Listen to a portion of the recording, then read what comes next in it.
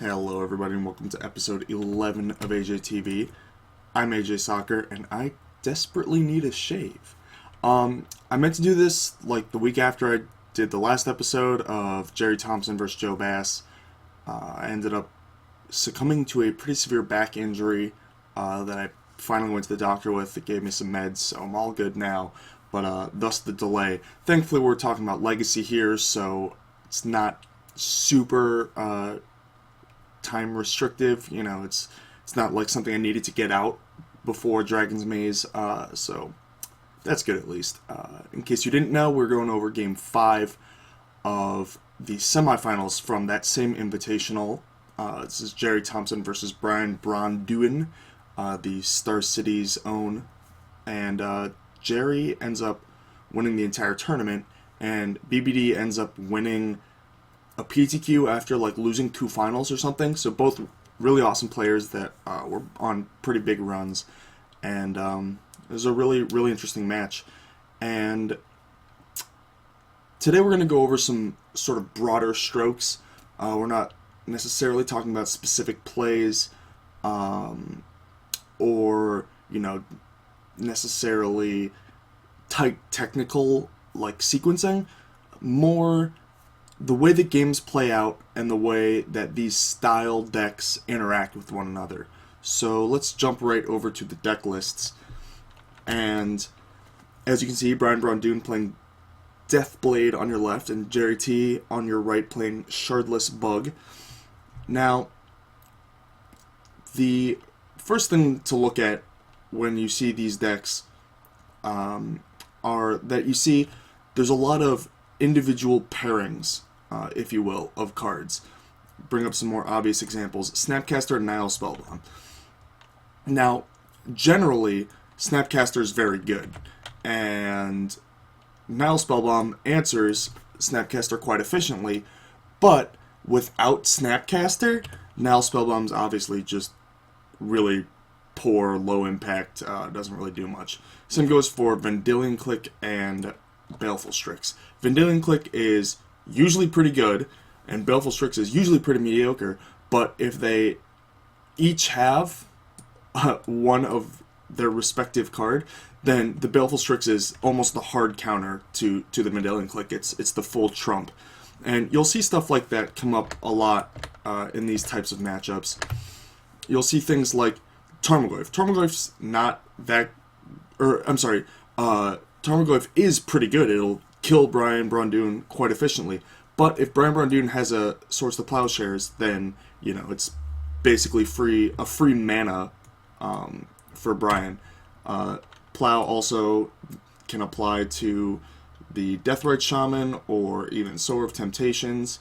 Then you look at Abrupt Decay versus Dark Confidant or Deathrite Shaman. Pretty clean answers. And yeah, so on. Maelstrom Pulse and Vindicate versus the Planeswalkers. You see how a lot of individual cards match up with other individual cards.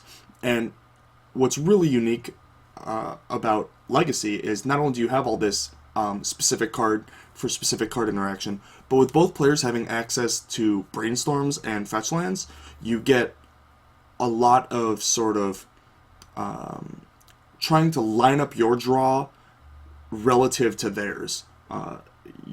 That's one of the key things about being patient with Brainstorm. And if you know anything about me, you know I like to be patient with my Brainstorms. And for these types of matchups, it's really important because you basically want them to make a move so that you know what type of game you're playing, what type of or what phase of the game you may be in at a given point. This concept is also really important for sideboarding. As I said, Nile Spellbombs versus Snapcaster Mages. Brian Braun-Duin actually boarded down to, I think, 1 Snapcaster Mage, and Gerry had all 3 Spellbombs, but then he went down to 2 once he found that there were less Snapcaster Mages in Brian's deck. If Gerry didn't think that Brian Braun-Duin was bringing in clicks, then he doesn't bring in the Baleful Strixes, maybe even boards these ones out. But if Brian Braun-Duin thinks that Gerry is not Strixing, then he wants to be clicking.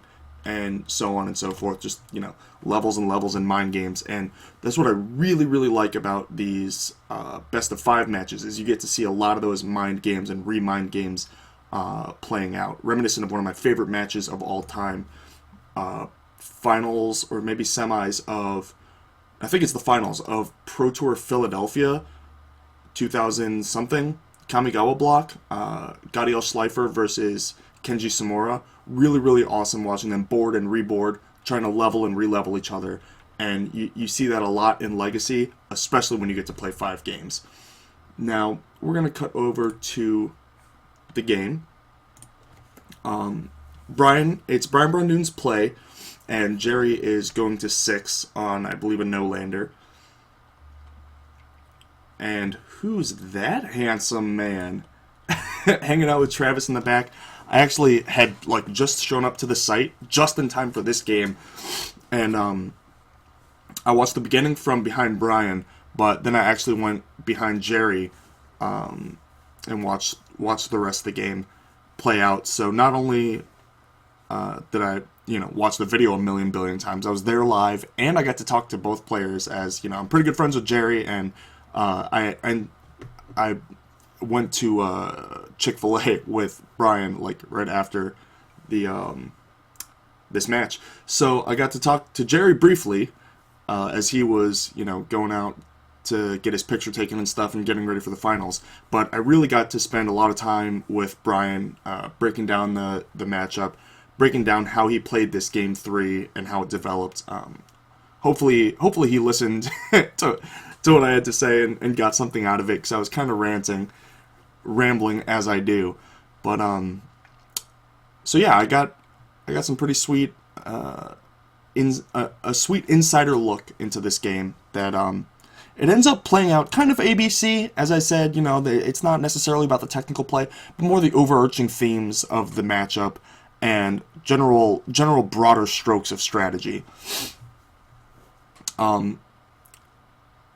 So Brian Braun-Duin is going to lead off with discard spell, I think an Inquisition.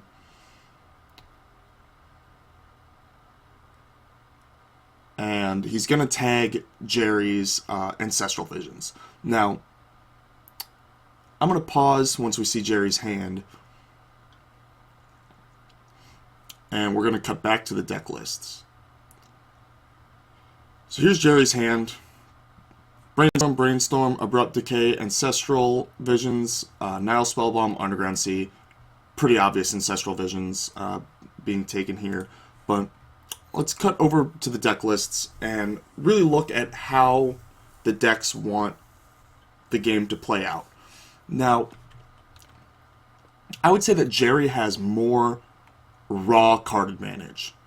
He has the Ancestral Visions, which are obviously, drawing 3 cards. It's pretty good. And the Shardless Agents, Shardless Agents along with the Ancestrals, set them up with your Brainstorms, and you can generate a lot of traction in the late game and really pull super far ahead. Brian Braun-Duin doesn't have the outright card advantage engines of Ancestral Visions and Shardless Agent. What he has is a bunch of smaller sort of 2-for-1s, if you will. The Snapcaster Mage, obviously, you're getting your removal spell or your discard spell or your Brainstorm and a body out of it. That's kind of like a Shardless Agent that's getting something other than Ancestral. It's just a simple, clean 2-for-1. Now, the more dynamic, sort of more interactive type of card advantage cards are the Stoneforge Mystic and the Dark Confidant. And they're kind of funny because they work inversely. The Dark Confidant needs to survive. Basically, if you can get a Dark Confidant to live for a turn, then he's more than paid for himself, because he's going to trade for a removal spell as well as the card you got off of him, and you're breaking even on mana and getting a full turn in between, probably to attack for 2, maybe just to use as extra mana, extra time that you're being given. And then Stoneforge Mystic is just a simple 2-for-1. You know, you're spending a card, you're getting a 1/2 creature and an equipment. The thing about the equipment is Batterskull is not really that great unless the Mystic's staying around, which is, you know, again, sort of that, like, Dark Confidant type thing where it's like, if it gets killed, then you're not really that far ahead. Probably just breaking even. But, oh, and JIT is just generally pretty low impact. Unless you're in a very specific type of game, the JIT is going to be likely just to increase your clock a little. More likely, actually, is just going to be a phantom card, something that you search up for Mystic and then put back with a Brainstorm later to generate an actual card, since it is so low impact. Like, Gerry needs to deal with your creatures anyway, so if Gerry can't kill your Deathrite Shaman or your Dark Confidant, then he's gonna die whether you have the JIT or not, and if he can deal with it, then the JIT itself is not good. So yeah, you see those types of higher impact individual cards, right? Dark Confidant comes down and demands an answer immediately, otherwise it's gonna generate pretty extreme value pretty quickly. Same goes for the Stoneforge Mystic getting Batterskull, or just generating a phantom card in the form of JIT. This means that basically, like, the Ancestral doesn't really do that. You know, if you're in a late game situation and you draw Ancestral, it's good, but you need to survive to when it gets off and be not so far behind that you can actually exchange those cards for value without, you know, being so far behind that you sort of have to trade down, and then even though you're drawing 3 cards, you're kind of 2-for-1ing yourself and not actually generating an actual advantage because of the time disadvantage that Ancestral Vision gives. Shardless Agent, on the other hand, is a little faster, a little higher velocity, but it does take quite a bit of setting up. A lot of things have to go right for you to, you know, have the Brainstorm, have the Agent, have the Ancestral, none of it get discarded, you not being under a ton of pressure, having the mana, etc. So, what Gerry wants to do is get these card advantage engines out going early and get ahead, and then sort of grind Brian down at an advantage. Whereas Brian Braun-Duin is more, he's a better, that's actually a good way to say it. Gerry's a better Jace deck, right? He wants the game to get to a point where both players have a medium number of resources and have entered the mid-game safely, the board's fairly stable, and Gerry can pull a little ahead with the Agent and or Visions, and then get to the point of the game where he can Jace Brian out. Brian is a better Liliana deck.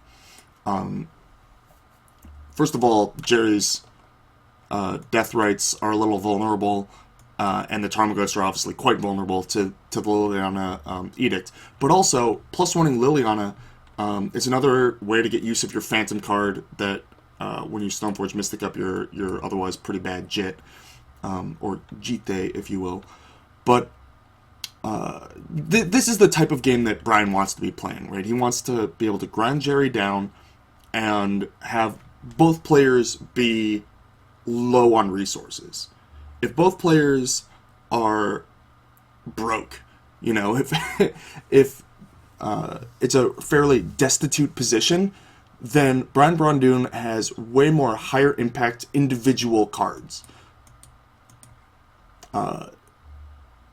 So that's sort of the type of game that Brian wants to create. And as we go back to the game, on early Ancestral Visions, not only is it super important for exactly the type of game that Gerry wants to play, and it is exactly the worst thing for the type of game that Brian wants to play, but also Gerry mulliganed, and you know, the best way to pull out of a mulligan is getting to draw 3 cards. So that's a fairly easy Inquisition target there.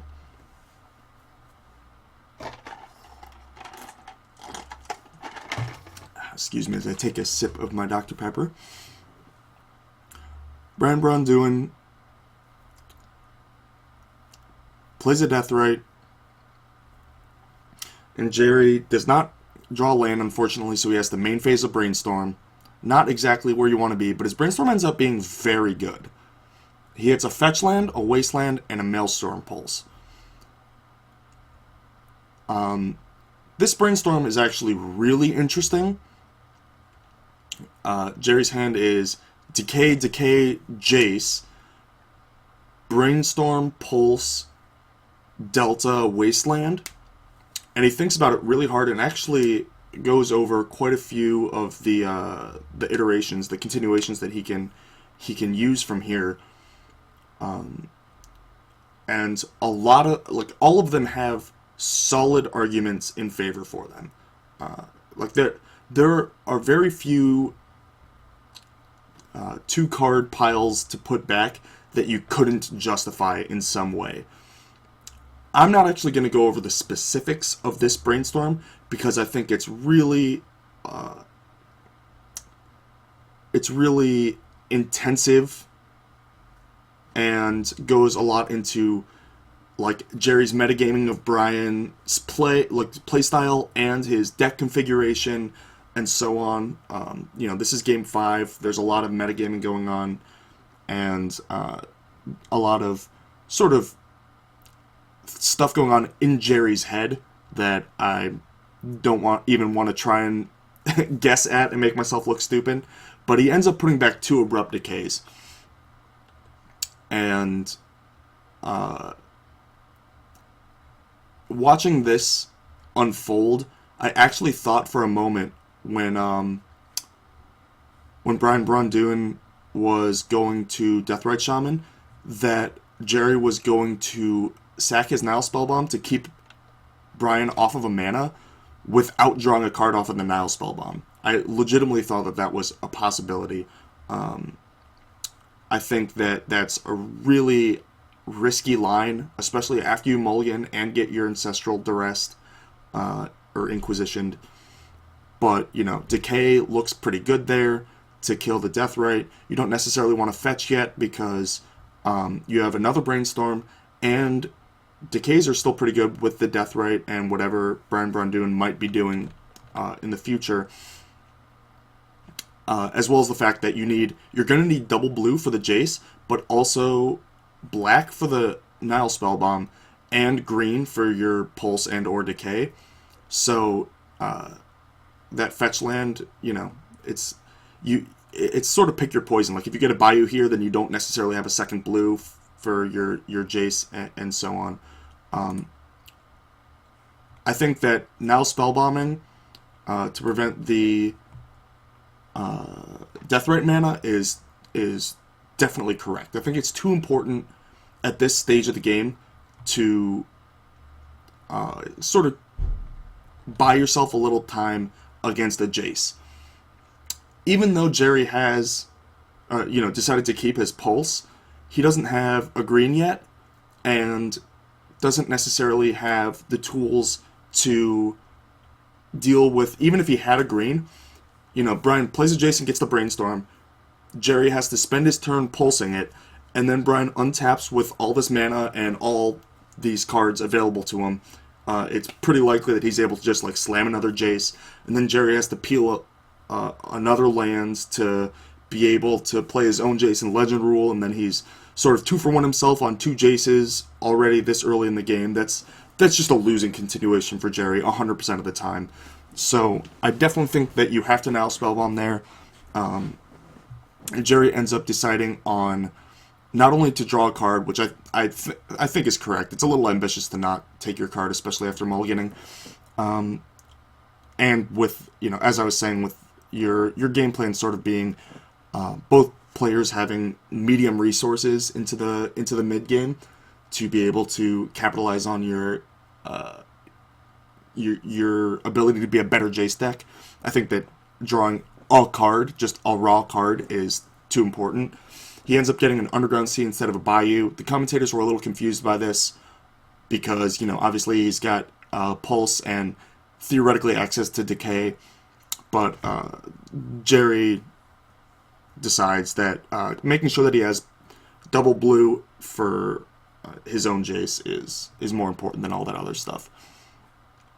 So now we're actually going to cut over to a little graphic I set up as Brian Braun-Duin pluses his Liliana. Alright, here's the game state. Brian Braun-Duin's hand is Jit, Plow, second Liliana. He's got 3 lands and a Deathrite. Liliana going to 4. Each player discards a card. Theoretically, well, factually, Gerry has 5 cards. Theoretically, he has Decay and Brainstorm. As Brian, you can't be sure because he brainstormed and then shuffled. And in fact, we know for a fact that Gerry did shuffle away this Decay. But as Brian Braun-Duin, what do you pitch here? I'm going to give you a second to think about it as I take another sip of my delicious Dr. Pepper.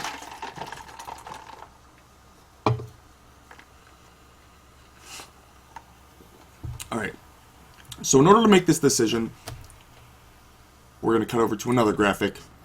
This is the sort of generalized, broad strokes of the phases of the game in which this matchup will play out.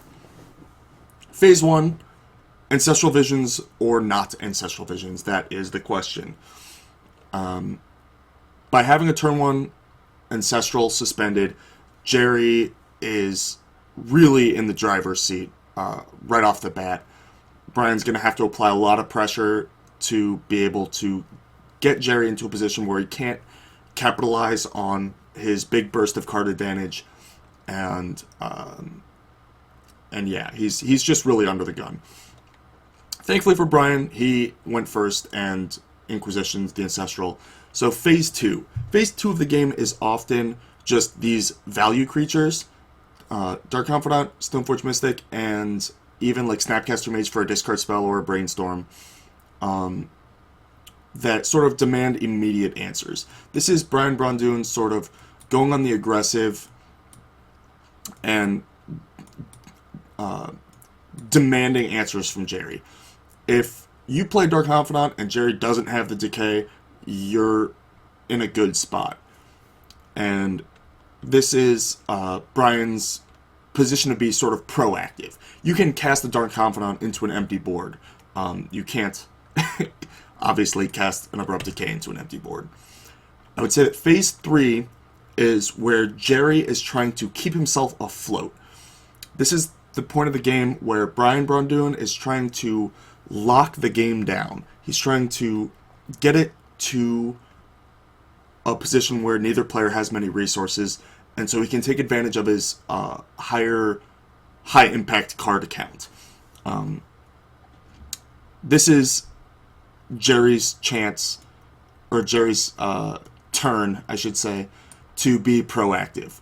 He has to sort of force the issue with his value cards and make sure that Brian isn't able to get to a position where both players are just on empty and, playing off the top, except Brian has a Liliana, or has a Deathrite Shaman, or has an extra card in hand, or whatever. Or just has a higher impact library, So Gerry actually is sort of forced to be a little more proactive, and it's Brian Braun-Duin's turn to be a little defensive. You need Plow for Sower, you need Liliana for any Tarmogoyfs or Deathrites. Snapcaster Mage is a little non-opaque here because, as I said, Brian Braun-Duin actually sideboarded down to 1. But it's not necessarily these specific cards, but these types of cards and these types of strategies that are really important in what I would call phase 3 of this type of game. And obviously, all of this from turn 1 is all just leading to a Jace endgame. If Gerry gets Ancestral off, then he's going to win a good percentage of the time, no matter what happens in these phases, and will enter the Jace endgame at an advantage. If Brian Braun-Duin has a Dark Confidant or Stoneforge Mystic for a Batterskull that survives for a turn, then he's going to have enough pressure that Gerry's not really likely going to be able to catch up and pull ahead enough in this Phase 3 to have an advantage going into the Jace endgame. And so Brian Braun-Duin's likely going to have the upper hand, as Gerry's going to be using Phase 3, sort of keeping up with Brian Braun-Duin's Phase 2. You know, Gerry's Phase 3 becomes Abrupt Decays and Pulses instead of these cards that let him pull ahead. And that plays right into Brian Braun-Duin's strategy of then sort of eliminating both players' resources and getting to a favorable Jace endgame. If there's no Abrupt Decay and Gerry is able to stop Phase 2, then he's gonna have to basically the value that he's generating in this Phase 3 is directed towards that Jace endgame. Whereas Brian Braun-Duin is trying to limit Gerry's base possibilities, limit his resources, and keep Gerry from getting to Jace before Brian Braun-Duin is ready or has his own Jace or what have you. But all of this just leads to a Jace endgame, which we can actually go to my third graphic. Jace endgames, alright? Now, once again, this is general legacy stuff, not necessarily between these two decks, but these style decks and these types of strategies. You'll see Jace endgames popping up a lot, even if the game doesn't get to that point. The looming threat of a Jace versus Jace endgame is, you know, between any two decks that have Jaces in them, that threat is always there, and so sort of the jockeying for position in those Phase 1, 2, and 3, those sub games, if you will, are all they're not likely to win the game on their own, but they get you to a point where you're so advantaged that you automatically win the Jace endgame. So let's look at the basic types of Jace endgames that there are. Jace versus nothing. If you have a Jace and they have nothing, you win. It's pretty hard to beat a Jace the Mind Sculptor. You know, if you don't already have an answer, it's just about the best thing you can have in play for multiple turns. A Jace versus a swarm of creatures. You have 2 or 3 creatures against a Jace. You're actually, I would venture to say, favored. If you can create enough pressure, sort of preempting a Jace, then the Jacing player is going to have a hard time protecting it. Depending on what your creatures are, they may have to lead with a Fate Seal up to 5. Whoa.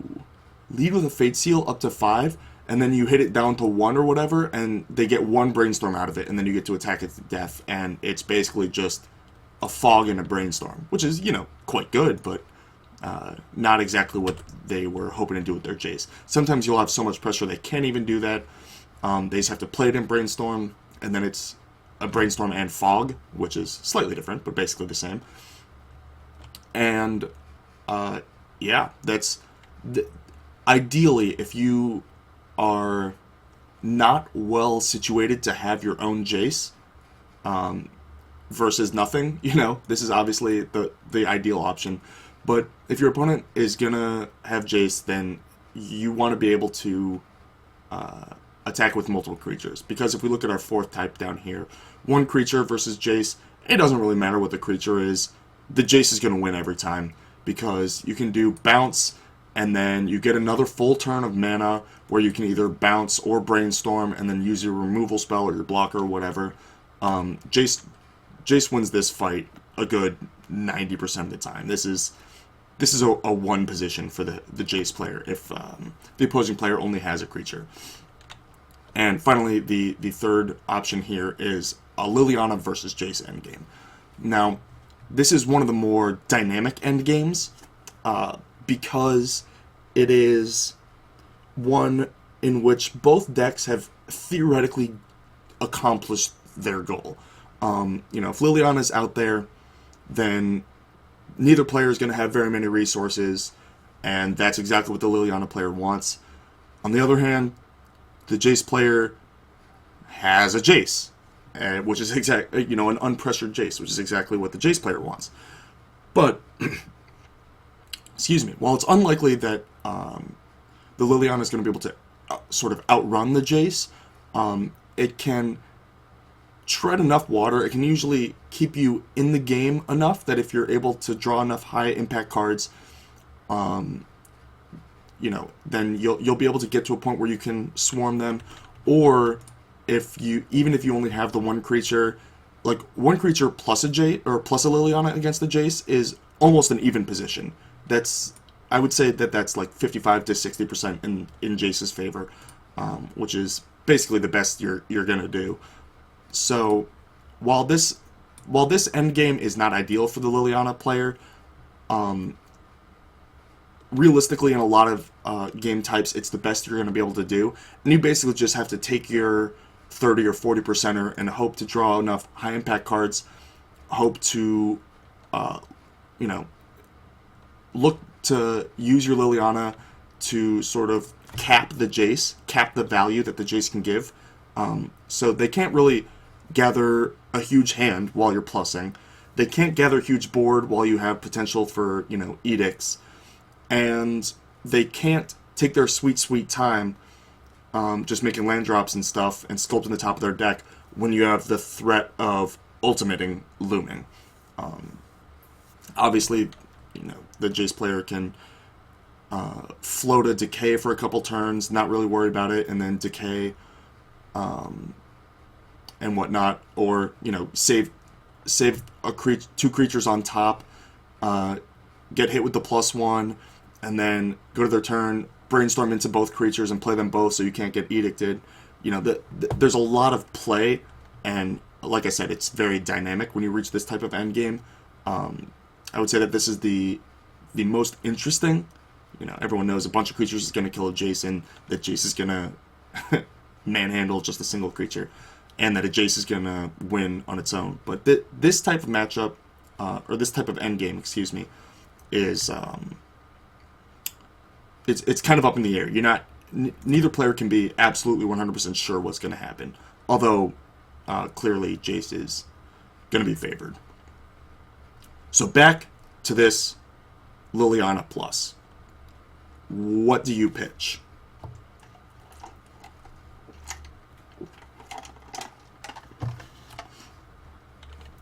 Now we look at our phases of the game. We're past this point, right? We've as Brian Braun-Duin, we have successfully kept Gerry from Ancestraling. We're past this point. We didn't have a Dark Confidant or a Stoneforge Mystic. We don't have one in our hand. Gerry didn't even need these removal spells to deal with them, because we just kind of skipped over this phase of the game. This just never happened. We're now at this point of the game, right? It's Liliana with basically a dead hand versus a pretty full hand looking to get to this Jace endgame. It may be a little tricky to identify this game state as heading to a Jace endgame, right? Like, Gerry only has 2 lands. You don't know if he has a Jace. You have a creature and a Liliana. Like, this doesn't necessarily look like a Jace endgame, but all you have to do is look at the phases of the game as I've drawn them up here, and it's sort of the logical conclusion. There's nowhere else to go from Liliana from this point. With the types of cards that Brian Braun-Duin has access to, Sower's not going to do it because you have Plow. A Shardless Agent or Ancestral is gonna, or Shardless Agent isn't gonna hit Ancestral because I don't think there's realistically enough time for that. Gerry is very obviously looking to get to a point where he can Jace here, because he is fairly flush with resources. You know, having 5, going to 4, still 4 cards in hand, drawing up to 5, playing a land down to 4. So long 4 cards in hand against this board, not that threatening. Not that, this position is not very threatening, especially when you theoretically know they have the decay for the Liliana. They have the Brainstorm to sort of hide from discard and or dig to the 4th land / Jace. This is a Jace endgame, or at least heading towards one. With that in mind, what are you pitching to this Liliana? Now, as I was watching this game, I had seen Brian Braun-Duin having a Jit in his hand earlier, and to me, as soon as he played this Liliana, I 100% knew for a fact in my heart of hearts that this Jit was hitting the graveyard. But that's not what happens.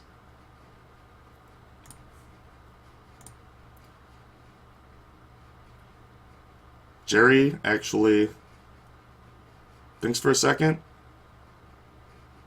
I don't know if Gerry or Brian Braun-Duin's thinking here. Okay, Gerry is thinking here.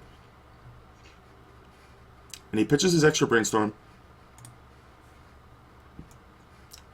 Brian Braun-Duin pitches his second Liliana. I don't like that.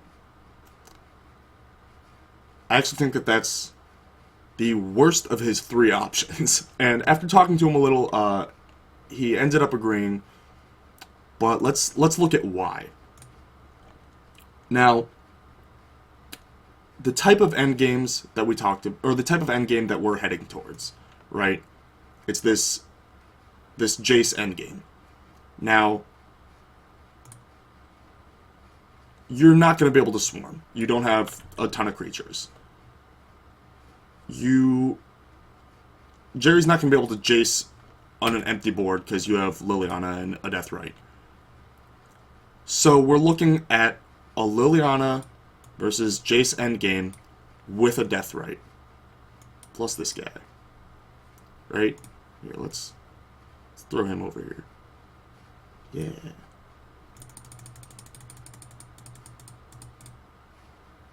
Boom. Liliana plus Deathrite versus Jace. Now, this is the type of endgame that I was discussing being super dynamic and interesting and fairly close to even. I would say that this is borderline coin flip. Although I would have to give Jace the edge. I think that this is by far the best that Brian Braun-Duin can hope for heading into this endgame. I mean, he could hope that Gerry just doesn't draw a Jace or gets stuck on land or something. But realistically, in order to win a game that gets played out, you know, that Gerry doesn't just get unbelievably unlucky, this is the best position that Brian Braun-Duin is going to hope for. I would say that he's gotten out brainstormed, right? Gerry had a brainstorm, hit really well off of it, and had another brainstorm that he ends up just pitching this Liliana because he doesn't even need, because his first brainstorm was so good. But like theoretically, he's getting out brainstormed, and he's not getting to choose what cards he has to line up against Gerry's cards. Whereas Gerry has more of a selective process and is able to play more reactively, which tends to be the case. That's going to be how this matchup plays out a majority of the time. But in this game specifically, we really see that pronounced. And I think that when you're talking about reaching that potential endgame, you have to look at the relative value of your 3 cards, right? We look at the Jace endgames. If it's 1 creature versus a Deathrite, versus a Jace, you're going to lose. This is a lost position. You might as well just pack it in. a player has to get unbelievably unlucky or mess up with their Jace for you to win. And if we look at this, Jit is not good in either of those positions. If you have one creature versus a Jace, then Jit's like the worst card you could have because it doesn't actually do anything. Or if you have a Jace versus Liliana and a creature endgame, once again, Jit not the best thing you could have. A backup Liliana doesn't seem that great, but you have to realize that Gerry has access to Decay, although he actually doesn't. But shh, Brian doesn't know that. Gerry has access to Decay for the Liliana, and so if you pitch this Liliana, what you're looking for is an endgame of Deathrite Shaman and Jit and Plow versus a Jace. That's not ideal. You're going to need Liliana and a creature, and Jit just does nothing there. And then if you look at the, potential whatevers that could happen here, a Shardless Agent or a Tarmogoyf, just anything to block the Deathrite to protect the Jace, and Sower to steal the Deathrite, obviously much more impactful, are both sort of neutered or neutralized by having this Swords to Plowshares. So Jit is horrible in every continuation, Liliana is very good in every continuation, and Plow is good in some of the continuations. I think it's pretty obvious that Jit needs to go here. But Brian sort of misassesses his role, or his position in the game. And here we see that Gerry draws an Ancestral Visions for turn. And Tom Martell in the booth actually was saying how great of a draw that was, and how he was going to suspend it and look to get this Sower online against the Deathrite, because Sower is good against Liliana, and then you have the Decay and the Pulse for the Liliana and or the Deathrite. But that's all sort of individual card versus card basis. That's the type of stuff that I was analyzing before the game. Now that we're at this point, Gerry's just looking to the Jace endgame. That's ever since that first brainstorm where he has, Jace and his third land. That's really all he's been aiming for. Was looking to get to that Jace endgame. So obviously, suspending Ancestral doesn't help with that at all. And if you get to the Jace endgame that you're looking to get to, then drawing 3 cards 3 turns later is just going to be win more, if anything. So that's not really a consideration. Instead, he puts back both the Sower and the Sower and the Ancestral Visions. And the reason he does that is because if we look, conveniently enough, Ancestral is this phase of the game. Sower is this phase of the game. Gerry wants this phase of the game. He's done with this nonsense. He's over it. He wants Jace, the freaking Mind Sculptor, and that's all he wants.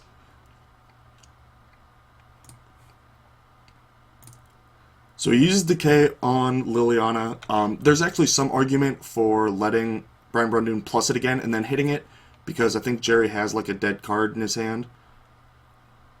Or actually, no, he doesn't. But normally there would be an argument for that. But that's actually way worse. Brian Braun-Duin's cards are generally going to be worse than Gerry's. And like I said earlier, Brian Braun-Duin wants to grind it into a poverty-stricken game state. He wants to get it to where neither player has anything. Meanwhile, Gerry has Pulse, Land 4, and Jace. Exactly as he's been, scripting it since turn 1. Since the beginning of the game, since before the game began, since before the match began, as he was building his deck before the tournament. This is the type of thing that he was looking to get to. And Brian Braun-Duin draws a brick and just equips his Jit and we see land number 4.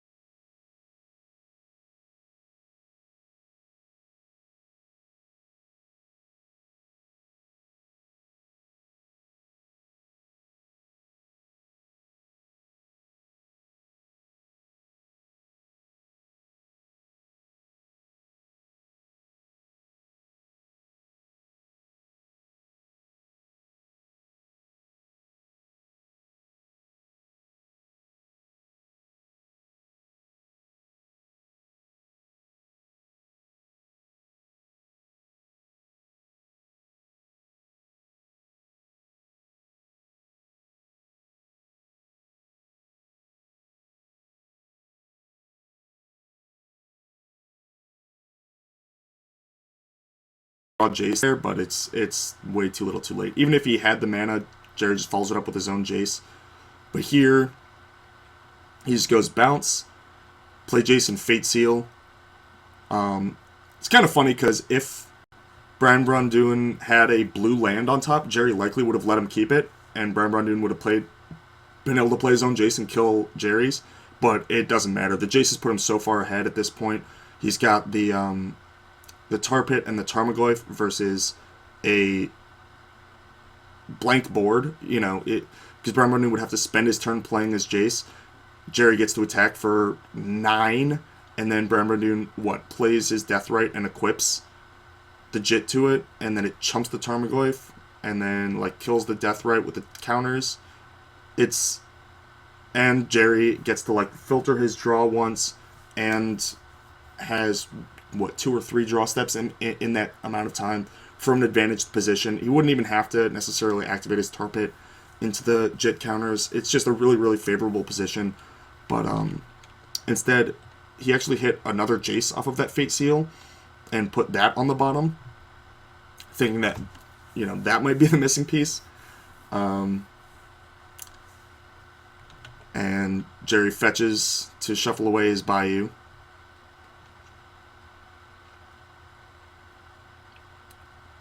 And this endgame, as I said, it's pretty won, but the technical side of the way that Gerry plays his Jace is super interesting. So I definitely recommend checking it out, if only to see how to close out games with Jace in the most efficient way. A lot of players will just brainstorm every single turn when that's sort of hoping that you draw your removal spells or whatever, whereas just bouncing, and then bouncing, playing another Jace, Fate Sealing or whatever is a lot more efficient, and you don't have to rely on the top of your deck. Even though you're 80+% to hit enough gas off of chaining 3 or 4 brainstorms in a row that you're going to win the game. By sequencing better, you can push that 80 to 90% up to 95, 97%. And, that's the difference between a very good player and a master like Gerry. I'm starting to lose my voice, so thankfully this game is almost over. Gerry going Fate Seal and Bounce with this one. He's used every mode except for the ultimate to great effect. And there's no coming back from this position. 3 life facing down 2 tar pits and the lethal Tarmogoyf. There's no way out. But Brian Braun-Duin making sure that he's dead. They are playing for quite a bit of money. Completely reasonable.